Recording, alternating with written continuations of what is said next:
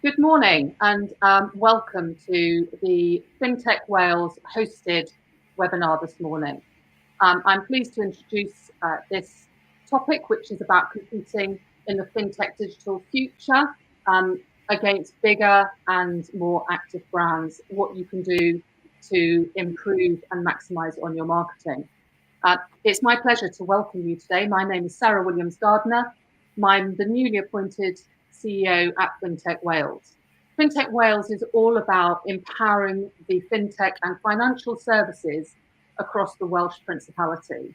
We were founded in 2019 as an independent industry body, not-for-profit, an organisation that gives voice to Welsh-based FinTechs on the global stage. We speak on their behalf. As far as the sector is concerned, we distill the opinions, the different goals and the objectives into common themes, giving the likes of government and academia the opportunity to hear these clearly in order that they can act. Our collective encourages and enables collaboration between large institutions and the smaller FinTech community, from one-person startup supporting an ecosystem allowing bright ideas to flourish. We do this by raising awareness here in Wales. We nurture skills and talent, we connect the community, and we empower the FinTech ecosystem. We endeavour to do this by supporting mentoring, events like today, networking, facilitating introductions along with access to finance. We're currently working on the possibility of a foundry which can incubate and accelerate bright new ideas, bringing the Welsh FinTech community together even closer. Here today, what we're planning to do is explore the tech and the tactics to maximise profitability in the digital world that we're living. We're living in a very busy, noisy market. How do we compete with the established brands who seem to have very deep pockets when it comes to marketing budgets? We have two great speakers with us today who believe that, and their belief is backed up by the revelations in PwC FinTech report, that increasing customer engagement and retention can be achieved with the easy-to-use digital tools that are out there in the market. They allow faster access to services and processes, and above all, they allow you to build trust with your audience. Let me take this opportunity to introduce you to our two speakers today. Firstly, we've got Scott James, who's the Managing Director and Founding Partner at Illustrate Digital. Welcome, Scott. Nice to have you with us. Scott works with the financial services clients, including Hodge Bank down here in Cardiff and counting up one of our smaller FinTechs. He helps them to strategize and design and build their websites and software. He's also a very valued member of my FinTech Wales board, so it's lovely to have you here, Scott.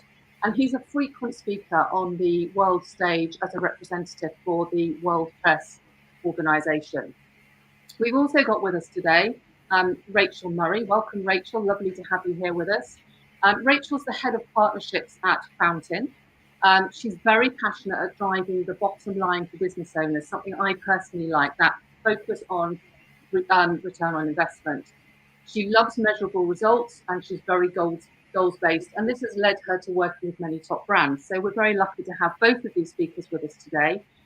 Firstly, I'm going to hand over to Rachel, who will take us through her presentation. Just before I do that, we're aiming to take questions at the end of the session. So I would encourage you to pop them in the chat and we'll try and collate them as we go through. But let me hand you over to Rachel, who will share her insights. Thank you, Sarah. Lovely to see so many of you today. Challenger FinTech brands are on the rise and competition is rife. They're offering new, intelligent solutions and a seamless digital experience. In response, established financial institutions are pouring endless resource into customer acquisition and retention. Both parties are regularly having to rethink their digital strategies to compete in this evolving market. I'm going to spend the next 20 minutes sharing with you all the latest strategies and tactics that work well for our innovative challenger brand clients. This webinar is for seasoned marketeers, which I know a lot of you are, but also for those of you who are starting out on your journey. Now, I want to give you guys food for thought around short and long-term ideas for strategy and growth. So let's kick off by going back to basics. The biggest mistake in marketing is focusing on activities, not outcomes. And the most successful marketing campaigns begin with the end in mind. Now, too often we hear about marketing teams setting new, shiny campaigns live without any forecasting about what the results are likely to be. Digital marketing should be a forecasting spreadsheet exercise, taking you away from the traditional madmen model to mathmen. Not only does this forecasting process reduce risk, it also identifies investment levels and upside opportunities. Now, if you're going for investment, having a detailed spreadsheet with accurate digital forecasts in it will allow your investors to see that your online growth targets are achievable over time. During this process, you need to establish your 3 most important numbers. What's your cost per acquisition? What are you willing to pay to acquire a new customer? Consider this in terms of customer lifetime value. What are your costs per clicks? Paid platforms will give you an indication of this, and it's also worth looking at competitor research software such as SEMrush or SpyFu to see how aggressively your competitors are bidding. And finally, what's the conversion rate required on site to ensure your campaigns are profitable? So just a really easy example here. If the cost per acquisition is £40 and your CPC's average is, say, around £2, then the conversion rate required is 5%. Easy. You then need to go through each channel or activity and see which channels are viable with these figures in mind. Now, if the numbers aren't working, it's either because your CPCs are too high or your cost per acquisition is too low. And this allows you to see where the problem is in the funnel. Now, once these 3 numbers are established, you obviously need to set your sales targets and budget. For example, if you want 1,000 new sales per month and your CPA is 150 quid, then your budget's £150,000 per month. Really, really simple stuff. Now you need to start thinking about where your target audience is online. Are they on Facebook, Google, LinkedIn? Where are they most likely to respond to your advertising? Now, no matter what the answer is to this question, cost per clicks for these channels will determine whether or not they'll be profitable for your business. So cost per clicks are generally about 5 pence to £5 for Facebook, £1.50 to £9 for LinkedIn, and 6p to £200, shocking, I know, for Google. Now you've established your CPA and CPCs, you need to think about what the conversion rate required is to hit your targets. Now, as an example, in our experience, the average conversion rates across financial services for Google search is around 4%. So if you're thinking about this in terms of this channel alone, if your cost per click is £1.60 and your cost per acquisition is around £40, then you'll be able to run on Google search because the conversion rate required is 4%. You're then going to need to apply this methodology to each of these proposed channels to work out the funnel and see if they'll be profitable. Now, this includes looking at how many impressions and clicks will be generated, and then using from your current clicks or inquiry conversion rates, you can work out how many leads will be received, and then your current lead to sale conversion rate, how many sales, and the cost per sale. Marketing is all about selling the next step, so it's really important to draw out the steps to minimize risk and reduce wasted spend. So I wanted to give you an idea about what this could look like. So I've taken some screenshots of our in-house forecasting process called the Digital Strategy Builder. And we use this to forecast each step of the process before working with any new clients. So we start off by setting targets, including sales required, lead to sale conversion rate if relevant, target cost per sale and average sales value. So from this, the strategy builder calculates our targets. So that's maximum budget, potential revenue, and the target ROI. It also calculates the number of clicks and cost per clicks required to hit the targets of varying website conversion rates. We then forecast by channel. So this is an example of our paid search forecasting page. Everything's automatically generated from the target setting page. And all you need to do is input the keywords, searches per month, and cost per clicks from Google's keyword planner. The strategy builder will then show you how many clicks you should expect to receive, what your monthly cost will be, how many sales, and your CPA. So we use a similar forecasting strategy for each channel to show clients exactly what ROI they should expect to receive. And you could do the same for your business. Now, before you set any campaigns live, it's important that you consider how you're going to measure this return on investment. According to HubSpot's 2020 stats, only 75% of marketeers are reporting on how their campaigns are directly influencing revenue. Don't be that 25% that waste their money. It's vital that you take a full funnel approach to your digital efforts and track and optimize each stage of the sales and marketing funnel, from initial website interaction all the way through to lifetime value. Now, to do this, to ensure that before you get to the traffic stage, you need to make sure that all goal tracking attribution is set up correctly so that your marketing data is being recorded reliably and accurately. Now, I know you seasoned marketeers already have this covered, but you'd actually be surprised at how many fintech brands haven't set this up properly, or they focus purely on lead volume over profitability. There are two vital things that you need to do to set up tracking correctly. So number one is ensure you have accurate UTM tracking. A UTM code is a snippet of simple code that you can add to the end of a URL to track performance of campaigns and content. Most advertising platforms will give you the option to add dynamic tracking templates to avoid manual input, which is good because that would take you a very long time otherwise. So doing this correctly allows you to begin to dig into your sales funnel to understand which audiences and targeting are generating the highest return on investment. And then secondly, you need to collect the unique ad identifiers for offline conversion data. So for those users that don't complete the transaction online or need a little nudge from the sales team, you should use offline conversion tracking by collecting the unique ad identifiers, such as GCLIDs, short for Google Click Identifiers. So this is a unique tracking parameter that you can import back into the advertising platform to indicate a transaction has been completed. This closes the net on your sales data and allows in-platform profitability analysis down to a keyword level, which is really, really important. Once you've done this, you can see which keywords are bringing you the highest lifetime value customers. You can run a regular 80-20 analysis by doing this. The Pareto principle states that for many events, roughly 80% of the effects come from 20% of the causes. And this applies particularly to keywords, as a small number of top performing keywords will achieve the greatest returns. Once you've established these, I recommend creating separate campaigns for these high performing keywords for a greater level of control. And also make sure you're writing ads specifically for each ad group within those campaigns. And of course, continue to test ad copy to increase click-through rate on an ongoing basis. Now, there are other ways of measuring campaigns with softer metrics, such as for brand building campaigns. Now, brand building is often neglected because marketers don't see immediate results or they find it difficult to track ROI. In my opinion, performance marketers need to reposition how they think about this. Now, back in 2015, hardly anyone had heard of Monzo, but they focused so heavily on investing in their brand building campaigns that they're one of the most widely recognised challenger banks in the UK.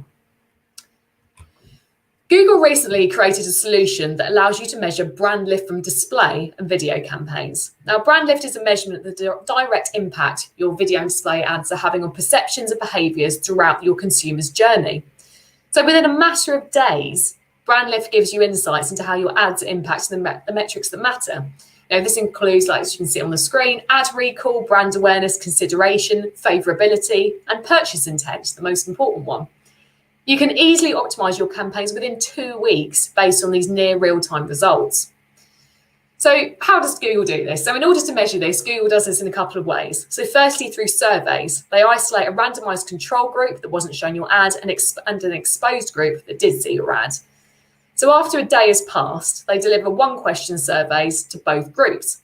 So since the only difference between the two is one saw your ad and one didn't, they can accurately determine the lift attributed to your campaigns. Brand lift will also measure the impact your campaigns have on creating interest in your brand by using organic search data from both Google and YouTube. Now, quite similar to surveys, they randomly pick a group that saw your ad and one that didn't. Then they compare the organic search behaviour of both groups, looking at how they search for keywords related to your brand. The different searches can then be attributed to your efforts. The responses are then gathered and computed as early as 2 weeks into a campaign, like I said before. And finally, the performance marketeers can start to show some fast, measurable results from display and video like never before. So if you take an example of a YouTube campaign, just to give you an idea of what you'll be able to find out, you're going to be able to determine elements such as, do people recall watching my ad? Are target customers more favourably aligned with my brand's identity? And most importantly, are customers intending to purchase my product or service? You can still measure and see uplifts in the primary and secondary KPIs listed here, such as lead and sales volume increase over time or website traffic increase. You're likely to see an uplift in this, say, over a 6-month period, in my experience, whereas the brand lift results can fulfill the need for short-term results. Okay, so you forecast a return on investment from your campaigns and you're geared up to track them effectively. It's now time to focus on your customer experience. Of course, as you all know, there's no point spending your budget on advertising if you're offering a poor customer experience when users land on your website. As we all know, as challenger brands grow, scaling the superior customer experience that attracted their customers in the first place isn't always easy. The stakes are high when it comes to providing excellent service amid growth because consumers know they can go elsewhere. You need to be able to respond to the data gleaned from customers' interactions rapidly, identifying the breaks in the customer journey, and then addressing them as quickly as possible before they turn into a major problem. Now, one way to do this is through conversion rate optimization. This is a no media spend strategy that's guaranteed to increase revenue over time if it's implemented correctly. Again, I assume most of you in this space are already doing this, but a quick outline of our approach for you. Now, firstly, we review the current user behavior on the website in Google Analytics and your existing tracking platforms, as well as putting user recording software on the site. Now, I say Hotjar is easily the best tool for this, but you can use others such as SessionCam, for example.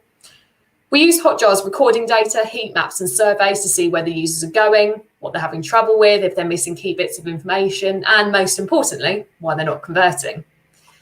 Now, using this data, we create bespoke testing roadmaps, which highlights test ideas that aim to improve user experience and increase goal completions. And finally, we A/B split test using software such as Visual Website Optimizer or Google Optimize to increase conversion on an ongoing basis. Now, one of the issues you might be identifying during your analysis is that your requirement to gather all the necessary user information via extensive website forms is causing users to drop out of the funnel. So just an example of a story, like we had a client who had a great back-end piece of software that reduced admin time for IFAs, but on the front end of the website, they sought to gather as much user information as possible, which led to a large amount of drop-offs. In my opinion, the form almost seemed like it was never going to end. There's a balance to be struck between hitting the conversion rate target you need and gathering enough user information. If you need to keep the extensive form, the key is to making it as fast and easy to use as possible. Let the users know how long it's going to take, keep the technical jargon to a minimum, limit the questions on each page, and of course, tell the users how many steps in the process are left. Conversion boosts could come as something as simple as taking the phone number requirement off the first page of the form. The less the user has to fill in and the less commitment they feel during the initial form stage, the better. Another point where users often drop off the stages are around compliance. Now, compliance alone isn't enough to sustain and grow a business. And if compliance tops everything else, you run the risk of losing your customers in a web of complex, albeit compliant, processes. We regularly see a user's journey being interrupted with a complex list of rules, caveats, and exclusions. It's in jargon they don't understand, it's long, it's boring, and so the user journey leaves, especially in the B2C fintech space. Compliance should be bedded into the user journey in plain language, asterisks where relevant, and with clear info links. These info links also help evoke trust in your brand because you're addressing questions and concerns really early on in the process. I'd actually recommend A/B split testing this messaging as often as possible. You'll be able to see which wording evokes a positive reaction and leads to a higher conversion rate. Compliance actually doesn't need to be the enemy here. So compliance tools can actually influence your approach to improving CX. So for example, complaints management systems capture every customer interaction, resulting in information being in a centralized place. So not only does this provide the levels of transparency required for, say, robust compliance, but it furnishes businesses with a unified single view of the customer, which can be used to influence all aspects of your online presence. If you get compliance being integrated into your user journey right, then your website is going to provide useful, relevant information to your customers. Search engines place a huge emphasis on high quality pages. So for example, Google uses page quality ratings to evaluate how well a web page achieves its purpose. And much like financial regulations, websites should be designed to benefit your users, not mislead them. Financial institutions also fall under the Your Money, Your Life page category for Google. So Google defines fintech websites as those that can impact the future happiness, health, financial stability, or safety of users.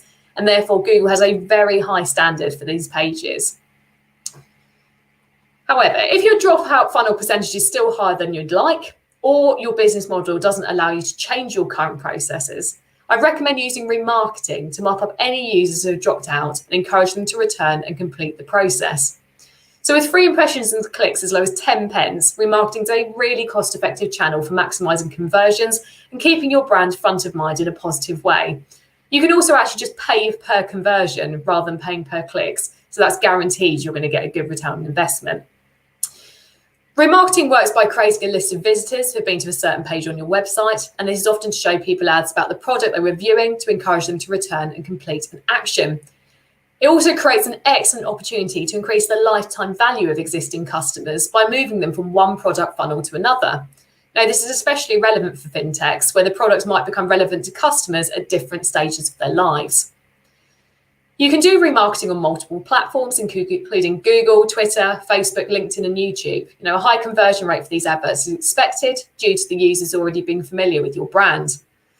So for those of you who have visited Fountain's website, I hope you're interested in what we do, because remarketing ads can follow you for up to a full 540 days, which is obviously a very long time. But fear not, we practice what we preach, which is to regularly change ads to avoid banner blindness and continue to offer users valuable content so your brand stays front of mind in a positive way. So in summary, always establish the 3 most important numbers and forecast first to reduce risk. Take a full funnel approach to marketing and track where your most profitable customers are coming from. Use the Google's brand lift tool that I mentioned to measure results from display and video campaigns. Find a balance between hitting the on-site conversion rate target you need and gathering enough user information. Integrate compliance into your user journey. Use simple jargon and split test that messaging to see which wording leads to an increased conversion rate. And finally, use remarketing to capture users who have dropped out of your conversion funnel. So I hope that all listeners got something of value out of the points that I've addressed today, and I'll be happy to answer any questions, as Sarah said, later on in the presentation, and you can contact me via the details in this slide. Thank you very much.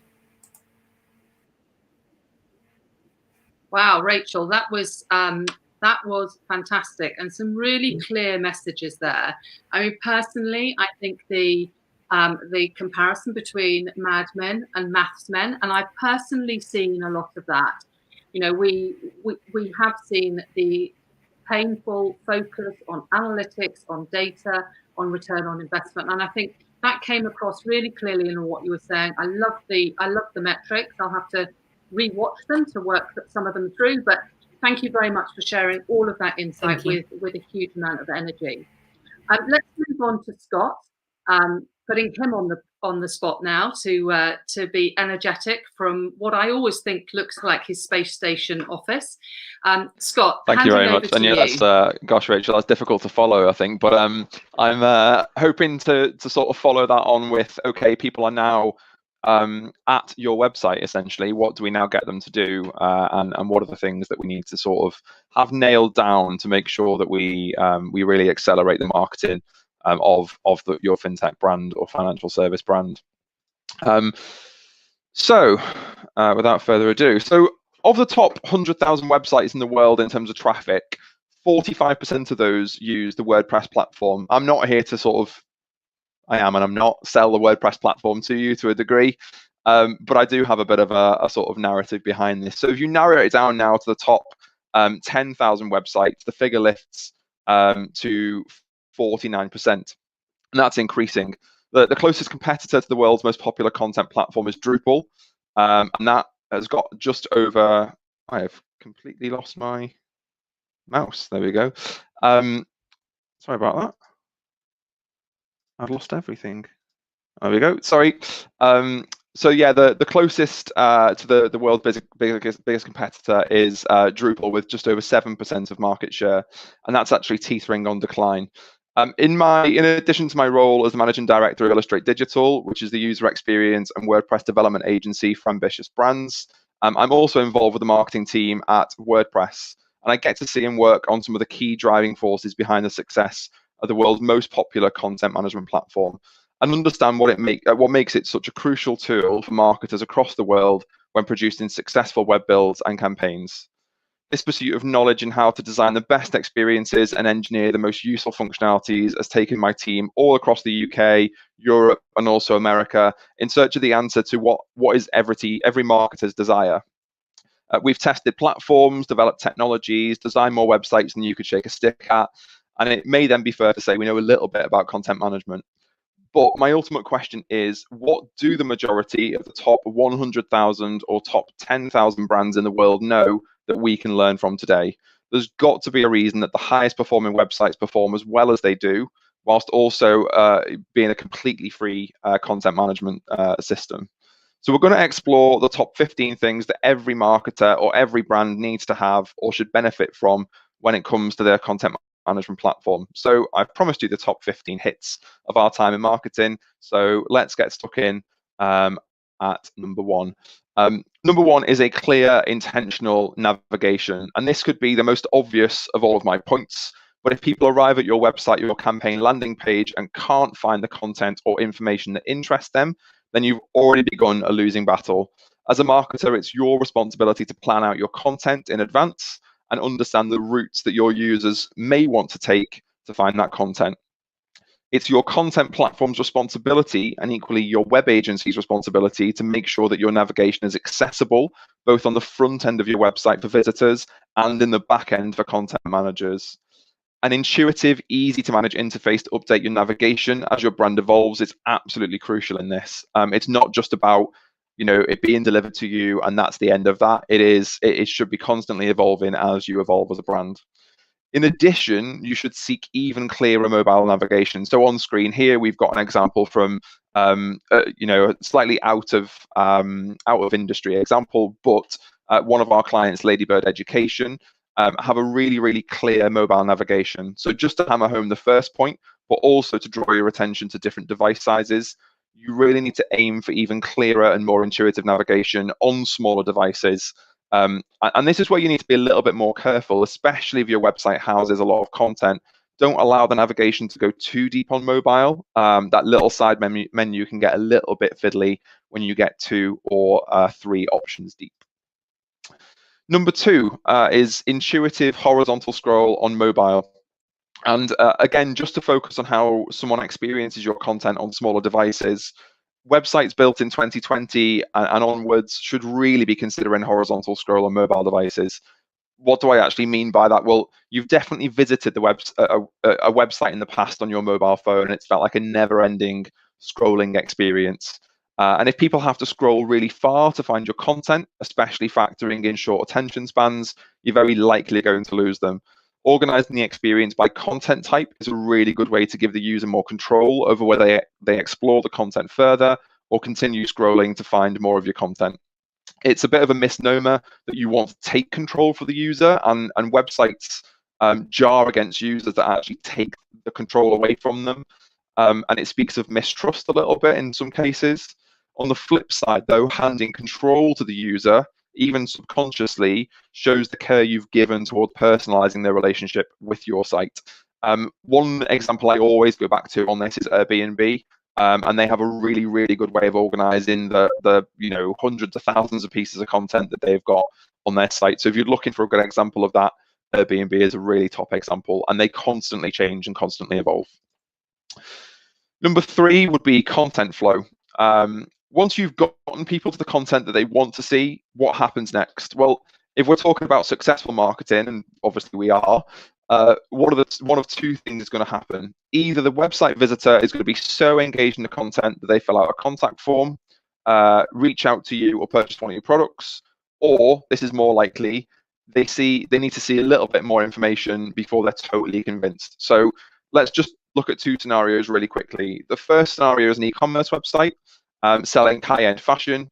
Your visitor successfully navigates from menswear to shoes to brown brogues, and from this category, they're able to open a product that they likely like the look of. Is the journey complete? The chances are no. The first product they've looked at isn't the product they will actually buy, at least not straight away. So you show them other brown brogues they may like to see. They browse through several pairs of shoes before deciding upon one that they like the most, and eventually they purchase your product. So that's quite a familiar scenario that we're all sort of used to, and the example on screen here is John Lewis. So I wanted to give you a bit of a, we like, something we regularly do.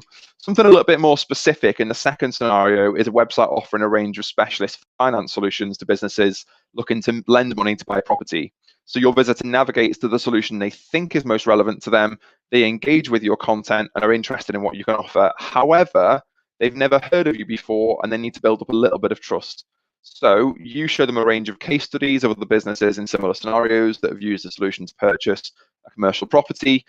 They browse through several case studies and decide you are a credible lender before engaging with you by filling out an inquiry form.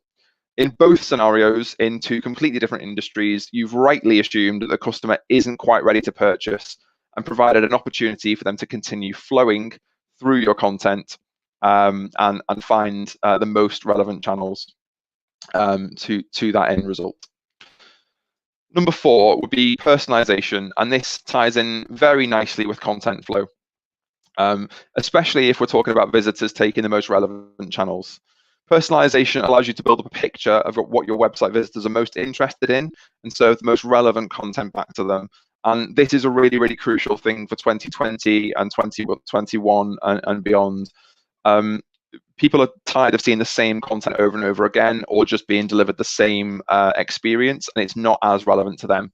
So it works because the more relevant the experience, the more relevant your brand appears to each person viewing your website. There are two main ways to deliver personalized content to your audience. Both methods require a little bit of information gathering first before you can really get moving. The first way is to store a cookie in your user's browser, which identifies the types of categories of content that they've been looking at on your site. The more visits they make, the more data builds up and the more personalized the content is going to become for them. The second is a little bit less personal, but uses collective data to understand what your audience prefers, generally speaking.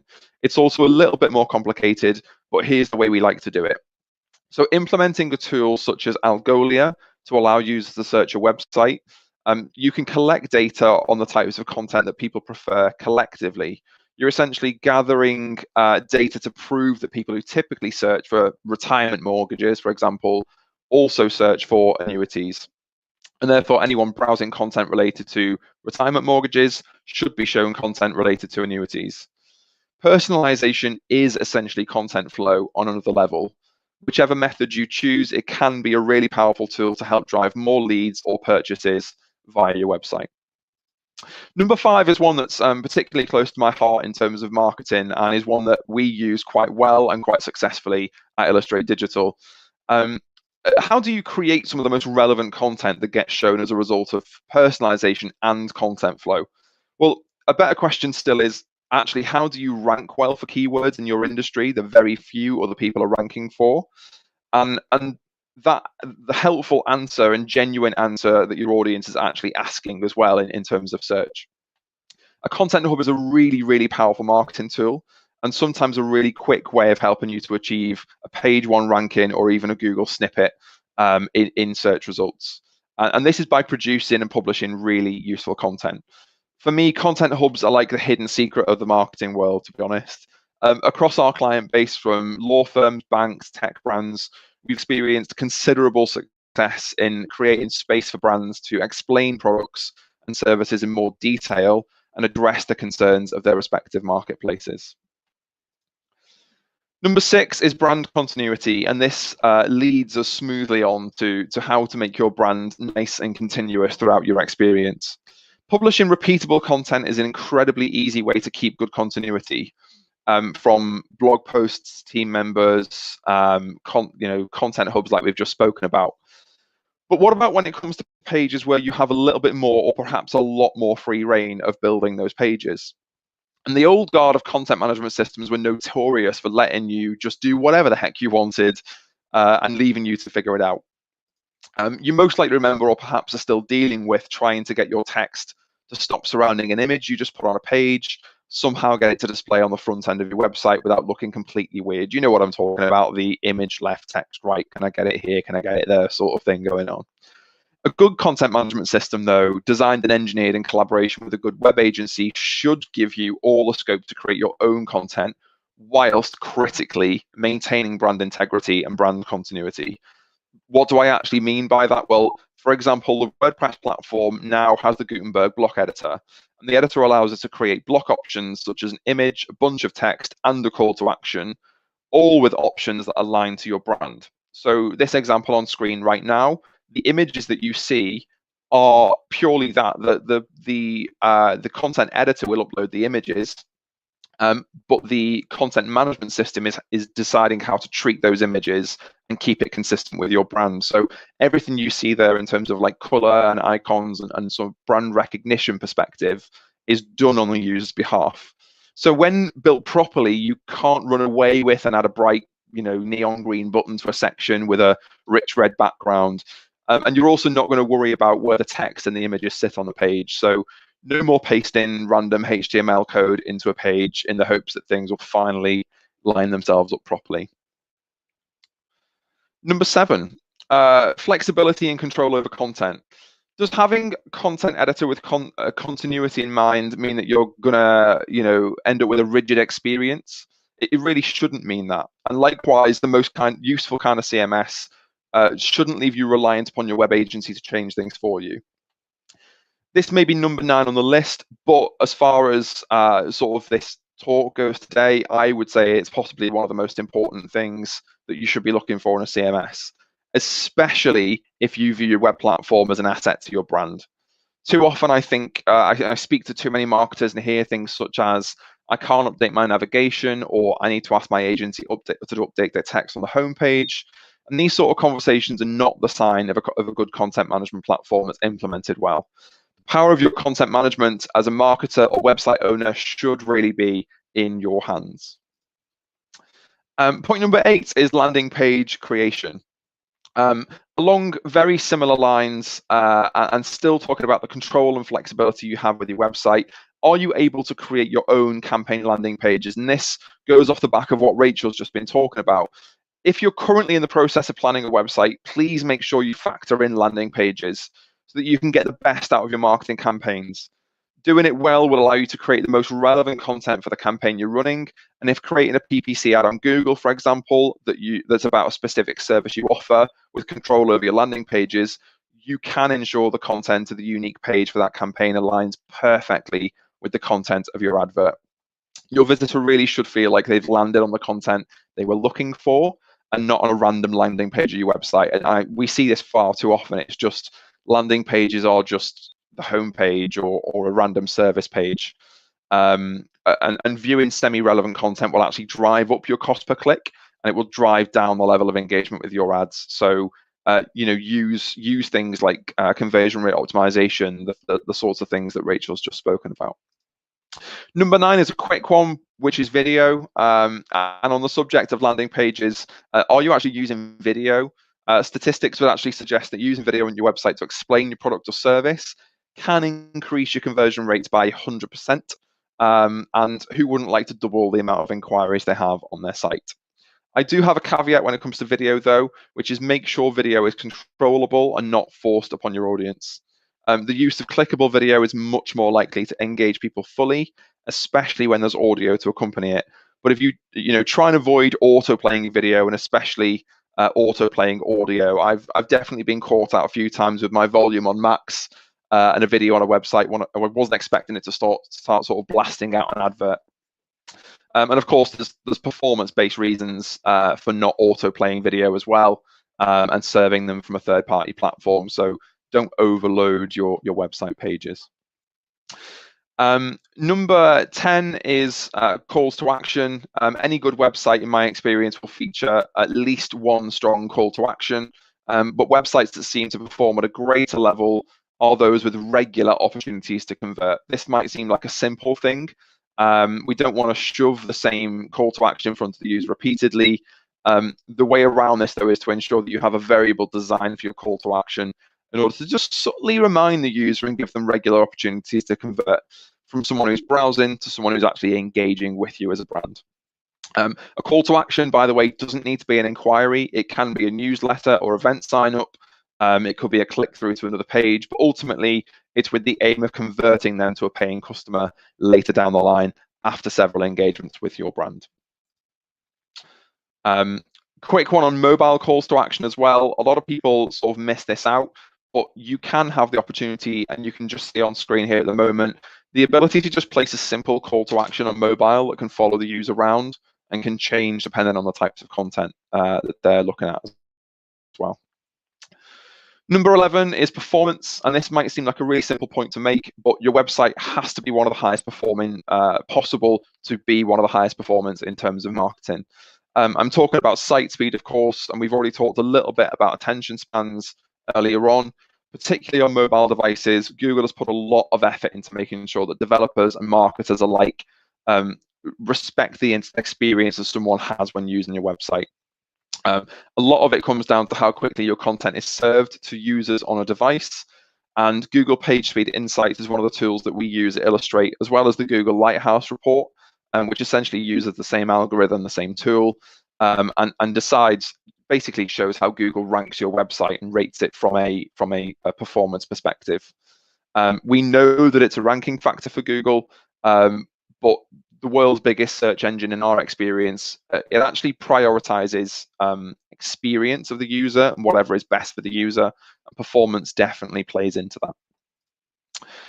Number 12 is on-site SEO. From your content management system, we talked earlier on about the power being in your hands from a content perspective, and it's equally as important for your level of control over your search engine optimization from within your content management platform. Granted, there are a lot of external tools to both feed into and monitor your SEO performance, but nothing quite influences your content like the platform that it's hosted on. And the most used and perhaps most well-known on-site SEO tool in the world is Yoast SEO. Unsurprisingly, it's also the most installed plugin in the entire WordPress ecosystem, and it's our recommended go-to tool for ensuring that on a page-by-page basis, your content is built to perform. There are a few absolutely crucial things that I would say you need from your on-site SEO tool, and these are influence over page titles, page descriptions, the ability to change your images shown on social media posts on a platform and page-by-page basis, and a simple way to benchmark your content against keywords for that page. Finally, the last thing I would say is benchmarking the readability of your content to make sure it benefits a wider audience as possible. And this is also built into Yoast SEO. In fact, everything I've said there is built into the Yoast SEO tool. Number 13, very quick one, but I would say well-structured URLs are absolutely crucial. And one way to throw your search engine potential completely out of the window is to mess up your URL structure. URLs should follow a natural hierarchy for your content. Subservices should be nestled beneath services and so on. So to phrase it in a different way, if you leave all your website content on the highest level URL, you're actually telling both Google and your website audience that all of your content is as important as other pieces of content. So in other words, without a clear hierarchy, there's no way to properly understand or prioritize what each page of your website is actually for and what it relates to. Almost all good CMS platforms allow you to control the URL structure and create a clear hierarchy. Number 14, we're coming towards the end now, is a good footer, a very simple one again, but I'm a really big fan. You're probably going to laugh at this, but I'm a really big fan of a good footer. But I think people actually underestimate the footer of a website. As website users, it's actually one of my, and as a website user myself, one of my go-to tools when I'm looking to find something out about a brand. Usually something a little bit obscure, like a data retention policy or information about the leadership team. But when it comes to website footers, to give them a little bit more perspective, I like to refer to them as content assurance.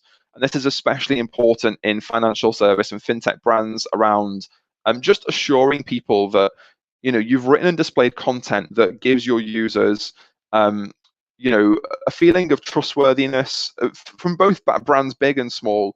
Use it for ways to get help to explain your equality and diversity policies, outline delivery schedules, anything you feel may give more assurance to your audience, and things like key industry accreditations as well. And last but not least is accessibility. So let me ask a sort of rhetorical question, but how high or low is the barrier to entry for your website when it comes to your users? Does it include as many people as possible as part of the experience?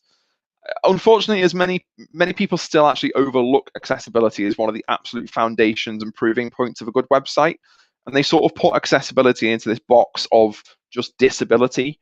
But really, you should be actively aiming to include as many users as you possibly can, whilst, of course, still creating a great, vibrant experience. it's often, like I say, seen as sort of the category of disability, but in reality, it's a case of allowing as many different people as possible to access as much of your content as they possibly can, and in turn, actually allowing people to engage with your brand. And of course, it's worth mentioning there's a legal implication to poor website accessibility, and more cases are being brought to courts across the world and in the UK for brands who haven't actively considered accessibility as part of the website testing process. Our recommendation is, at the very least, you should aim to meet AA accessibility standards, and details of those can be found at w3.org. That's pretty much it from me. I'm going to hand back over to Sarah, and I think we've got some Q&As, but obviously, if you've got any questions about anything we've talked about here today or anything like that, please reach out to FinTech Wales or reach out to Illustrate Digital, and we'll be more than happy to help with anything CMS content management related. Thank you. Scott, thank you. And it's very reassuring that our website is in very good hands with yourself helping us with that. So thank you. And I couldn't agree with you more. You know, you talked about readability. You talked about putting video on. I completely agree with you. Not one that automatically plays. We've all been in that awful situation where it's blasted out in the wrong circumstances. But you know, Rachel also talked about clear language, using pure English. You know, we are talking about a world that is heavily regulated, and it can be very difficult.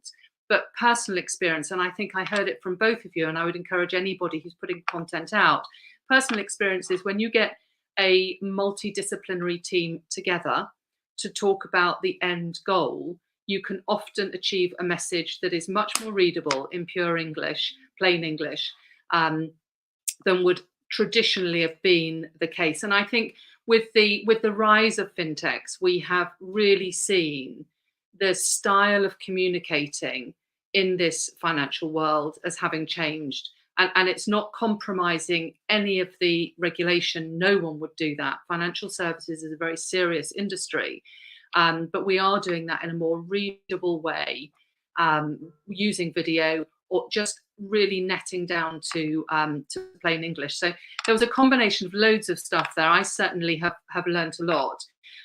Whilst we've got a very quiet audience, we haven't got some questions in the chat. That gives me the opportunity to ask the questions that I want to ask. So if you're both okay with me doing that, that's what I'd like to do. And Rachel, I'm going to come to you first. And there's 2 or 3 questions in this one statement, but you know, pick them apart and come back to me with your answers. You know, I've heard that there's a minimum budget required for a Google brand lift tool. Is that correct?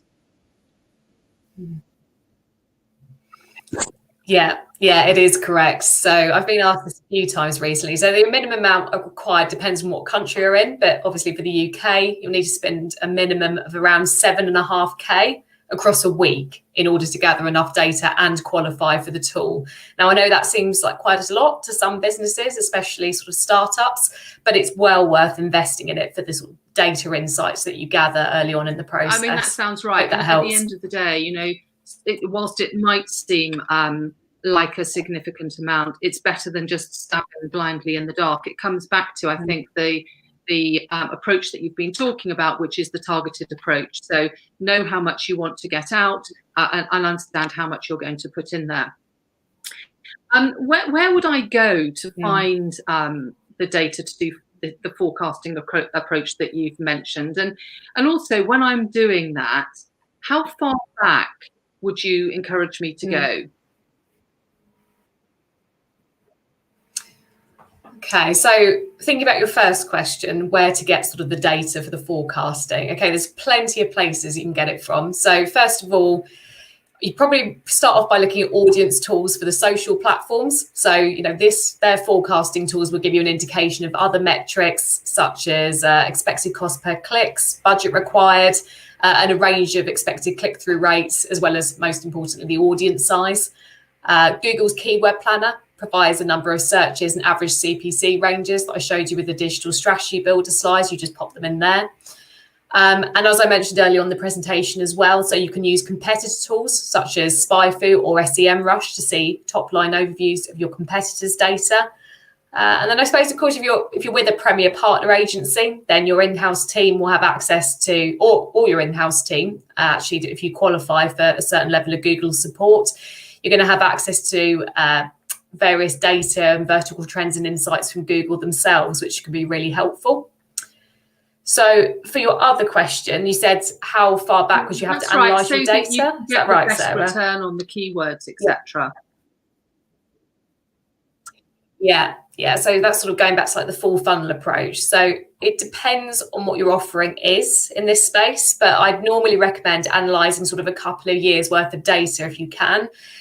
Your high return keywords might have changed in like the pandemic, so it's actually worth analysing your short-term data as well at the moment.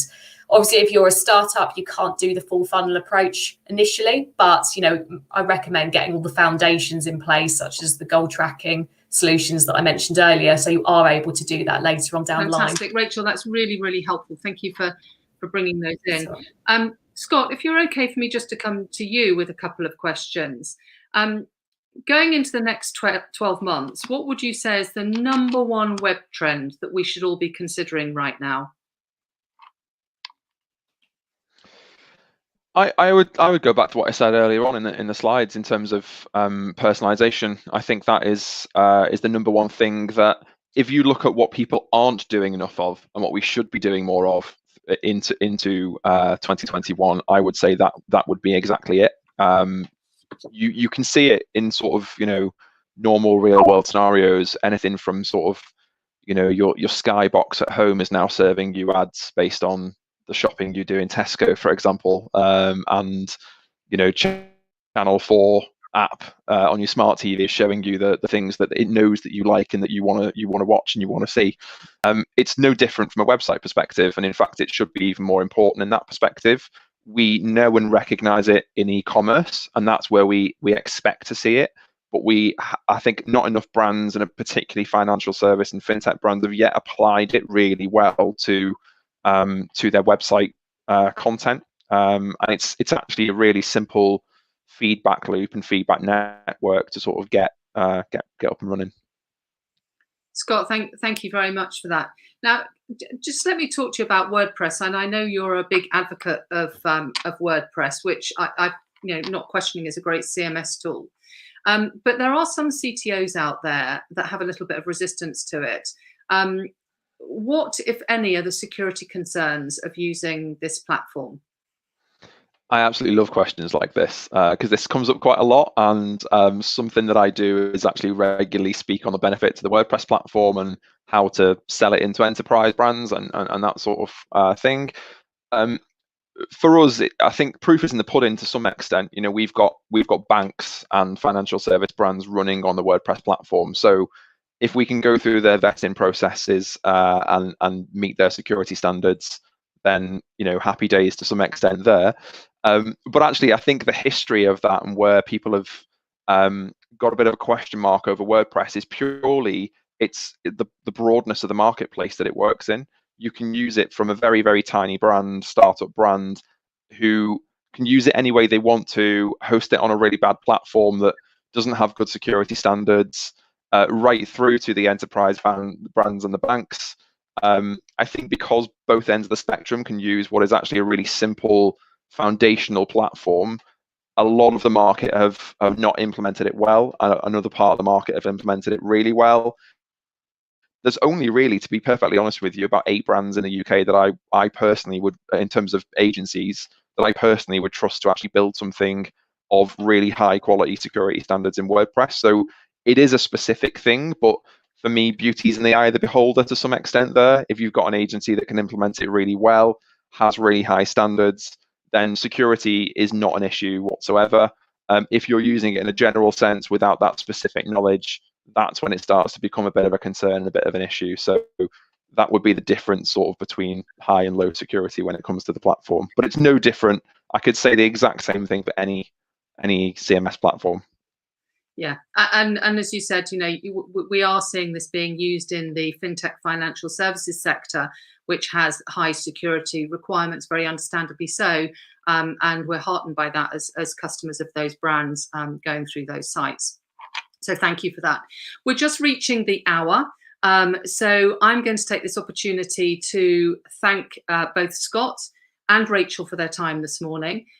If you're anything like me, I think I'll go back and listen over some of those points that they both made. I think there was a lot of content that was shared today. So thank you very much for that. And also, I'm just going to give a quick shout out to Emily, who's behind the scenes and managing everything for us. So thank you very much for attending. If you want to know anything more about FinTech Wales, please visit our website. Follow me on Twitter.